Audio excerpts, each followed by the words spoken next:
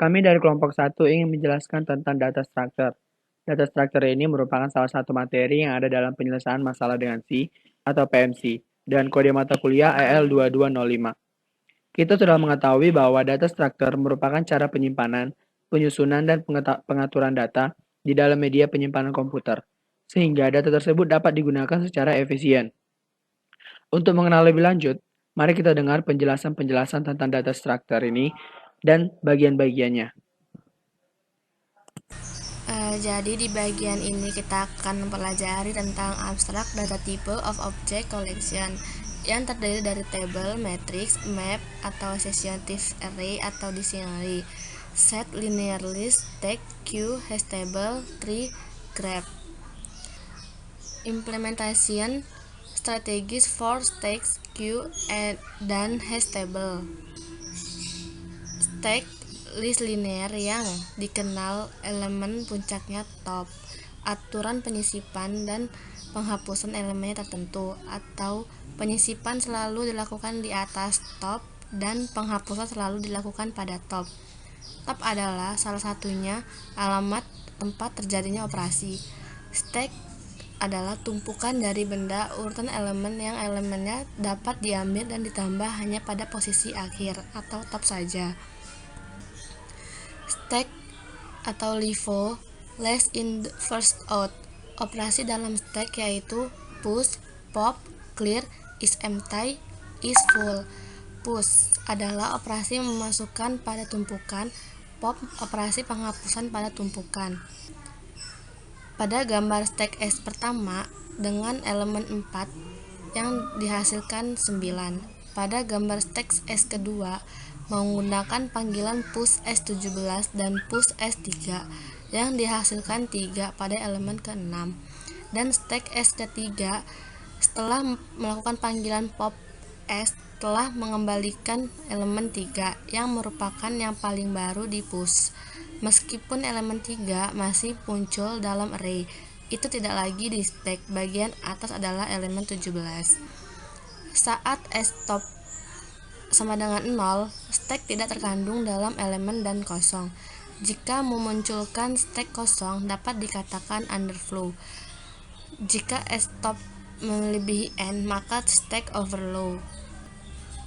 Pemakaian stack yaitu pemanggilan prosedur, perhitungan ekspresi aritmatika, rekursivitas, backtracking, dan algoritma lanjut yang lain.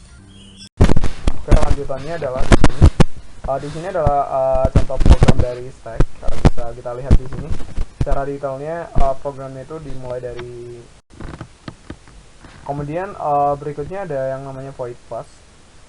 Ini penjelasan. Di sini penjelasan secara kalimat dari apa yang dimaksud dengan queue. Nah, jadi queue itu adalah list linear yang dimana dikenali elemen pertama. Jadi dalam queue itu queue kemudian yang berikutnya queue. Bagaimana jika queue kosong? Yang akan terjadi algoritma penambahan elemen itu adalah bagaimana caranya? Caranya adalah jika masih ada tempat maka majukan.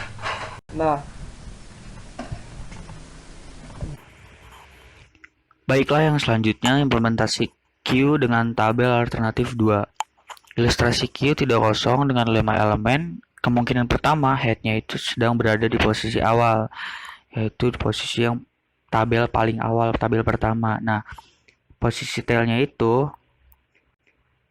berada di tengah atau berada di 5 tabel yang kelima. Lalu ilustrasi yang kedua, kemungkinan lain headnya itu tidak berada di posisi awal, headnya itu kemungkinan berada di tabel 3, lalu headnya itu berada di tabel ke-7. Sekian. Oke, selanjutnya ada lagi implementasi queue dengan tabel. Di sini keadaan queue di mana keadaan queue itu penuh tetapi semu. Saat terjadi keadaan queue penuh tetapi semu, haruslah dilakukan aksi menggeser elemen atau penggeseran untuk menciptakan ruang kosong. pergeseran ini hanya dilakukan jika dan hanya jika tail sudah mencapai indeks yang maksimal atau pada kolom tabel yang terakhir. Eh, pada pergeseran ini head tidak berada di posisi awal, tetapi lebih besar atau sesudah tail akibat penghapusan atau penambahan. Terima kasih. Nah, selanjutnya dari implementasi Q tadi itu, di sini kita sudah memberikan contoh dari program Q. Di sini ada case 1. Teman-teman bisa baca programnya di slide ini. Nah, di sini juga kita memberikan contoh program lagi, yaitu kasus ketiga, kedua, dan keempat. Teman-teman bisa membacanya di sini. Sekian. Baiklah, sekarang kita lanjut ke linked list atau maksudnya adalah linked list ini linear struktur data, di mana elemen ini tuh tidak disimpan di lokasi memori yang berdekatan. Dengan kata lain, dia tuh elemennya itu berpisah-pisah, kolom satu dengan kolom yang lainnya. Setiap node dalam linked list ini setidaknya terdiri dari dua bagian, yaitu adalah data dan juga pointer untuk ke node selanjutnya. Node terakhir ini memiliki referensi ke null. Lalu setiap node ini memiliki data dan referensi ke node selanjutnya, singly dan atau ke node sebelumnya, doubly atau node yang di belakangnya. Seperti itu. Oke, selanjutnya kita ke ilustrasi dari linked list ini. Pada slide ini ada dua ilustrasi. Di yang pertama itu adalah ilustrasi dari singly linked list. Pada linked list yang di atas. Di sini itu artinya itu membaca dari setiap isi pada node ini, mulai dari posisi head sampai dengan posisi yang terakhir atau posisi tail, dari awal sampai terakhir. Dia dengan kata lain itu membaca mundur. Nah, pada ilustrasi yang di bawah ini itu disebut ilustrasi doubly linked list. Artinya membaca setiap node ini dari awal, dari head ke terakhir, ya ke tail, maupun sebaliknya dari tail ke head, dari terakhir ke awal lagi, seperti itu.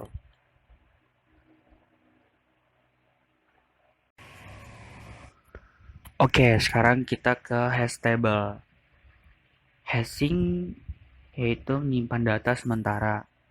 Hashing ini digunakan untuk menyimpan data yang cukup besar, biasanya pada ADT. Nah, di sini itu ada dua pengertian, yaitu load factor, yaitu adalah perbandingan antara F data yang disimpan dengan ukuran dari tabel yang diberikan pada tabel yang di bawah ini. Nah, fungsi hash itu adalah memetakan setiap elemen pada indeks dari hash table yang kita berikan. Next. Hashing adalah teknik untuk melakukan penambahan, penghapusan, dan pencarian dengan constant average time. Hash table adalah array dengan sel-sel yang ukurannya telah ditentukan dan dapat berisi data atau key yang berkesesuaian dengan data. Untuk menambahkan data atau pencarian, ditentukan key dari data tersebut dan digunakan sebuah fungsi hash untuk menetapkan lokasi untuk key tersebut. Adapun operasi dari hash table, yaitu 1. Insert. Diberikan sebuah key dan nilai. Insert nilai dalam tabel. 2. Find. Diberikan sebuah key, temukan nilai yang berhubungan dengan key. 3. Remove. Diberikan sebuah key, temukan nilai yang berhubungan dengan key, kemudian hapus nilai tersebut. 4. Get iterator. Mengembalikan iterator yang memeriksa nilai satu demi satu. Fungsi hash harus memiliki sifat: pertama, mudah dihitung. Kedua, memiliki dua key berbeda yang lalu akan dipetakan pada dua sel yang berbeda dalam array. Ketiga, membagi key secara rata pada seluruh sel. Fungsi hash sederhana menggunakan fungsi mod sisa bagi dengan bilangan prima. Fungsi hash sendiri dapat menggunakan manipulasi digit dengan kompleksitas rendah dan distribusi key yang rata. Implementation strategies for trees and graph. Binary tree data struktur adalah tree yang unsurnya paling banyak memiliki dua anak. Oleh karena itu disebut binary tree. Setiap elemen dalam binary hanya dapat memiliki dua anak. Anak-anak tersebut biasa dinamai dengan anak kiri dan anak kanan. Node pohon biner berisi bagian-bagian berikut. 1. Terdapat data. 2. Pointer to left child atau pointer yang mengarahkan ke anak kiri. Ketiga, pointer to right child. Tree adalah struktur data hierarki. Tree seperti linked list dan tidak seperti array. Tree tidak memiliki batas atas jumlah node karena node ditautkan menggunakan pointer. Berikut contoh dari penggambaran binary search tree. Node paling atas disebut root of the tree. Elemen-elemen yang langsung di bawah elemen root disebut sebagai anak-anaknya. Unsur langsung di atas sesuatu disebut induknya. Misalnya, A adalah anak dari F dan F adalah induk dari A. Elemen tanpa anak disebut daun. Ada dua aturan untuk membuat sebuah tree. Pertama, setiap child node sebelah kiri harus lebih kecil nilai daripada root node-nya. Kedua, setiap child node sebelah kanan harus lebih besar nilainya daripada root node-nya. Traversal data dari binary search tree adalah pertama, pre-order, yang dimana penelusuran datanya dimulai dari node, left, lalu right. Kedua adalah in order, yang data traversalnya adalah left, not right. Yang ketiga adalah post order, left, right, now. Dan yang keempat adalah level order, yang traversal datanya berdasarkan levelnya. Berikut adalah contoh program dari sebuah tree. Ini adalah lanjutan dari codingan yang sebelumnya. Nah, di bagian ini yaitu bagian graph. Graph merupakan sekumpulan dari node dan sekumpulan garis atau edge bersifat non-linear yang kemungkinan bisa hierarki, bisa juga tidak. Lalu berbeda dengan tree yang memiliki jumlah edge sebanyak node 1, pada graph jumlah edge jauh lebih bebas. Karena edge yang bisa berasal dari node mana saja, bahkan self loop. Graph bisa dibedakan dari edge-nya. Ada yang memiliki arah atau directed dan tidak memiliki arah. Graph dapat memiliki cost di setiap edge-nya dan juga yang tidak memilikinya. Bertujuan mencari jalur terpendek dengan menggunakan transversal dengan mempertimbangkan weight.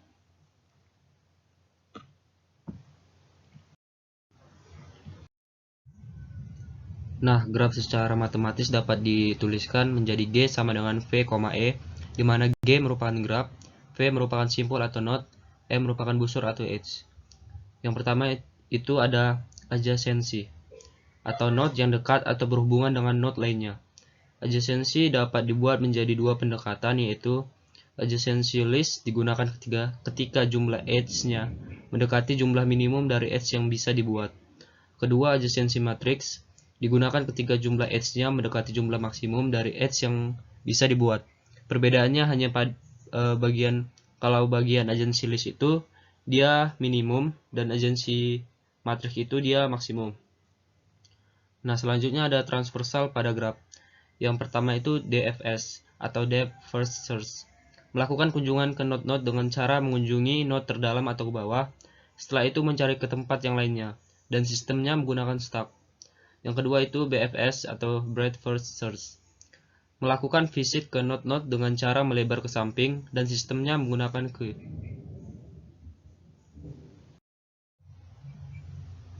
Nah, ini adalah contoh dari grafnya yang terdiri dari 5 node atau 5 titik dan 7 edge atau busur. Nah, yang kotak-kotak itu merupakan representasi dari agency list, di mana agency list itu jumlah edge-nya mendekati jumlah minimum dari edge yang bisa dibuat. Dapat kita lihat pada slide. Nah, untuk representasi agency matrix dengan gambar graf yang sama yaitu 5 node dan 7 edge. Kita lihat representasinya itu A ke A itu 0 karena tidak ada loop di situ. A ke B itu nilainya 1 karena ada hubungannya. A ke C itu nilainya 0 karena tidak ada edge yang menghubungkan. A ke D juga sama dan A ke E itu berhubungan. Begitu juga untuk B, C, D, E ke bawahnya. Nah, untuk contoh selanjutnya itu bentuk grafnya itu berbeda. Dia di sini menggunakan 6 node dan 8 edge. Bentuk representasi agency list-nya seperti yang di kanan yang kotak-kotak itu. Nah, di sini dengan bentuk graf yang sama yaitu 6 node dan 8 edge, kita mencari representasi agency matriksnya. Kita lihat A ke A itu 0 karena tidak ada hubungannya. A ke B itu 1 karena ada yang menghubungkan. A ke C 0. A ke D itu 1 karena ada edge yang menghubungkan. A ke E itu 0. A ke F itu juga 0. Begitu juga untuk menentukan sampai ke F. Setelah mendengarkan penjelasan-penjelasan tentang data structure dan bagian-bagiannya, silakan kerjakan latihan berikut dengan baik dan benar. Nah, itu adalah penjelasan tentang data structure dan bagian-bagian dari data structure.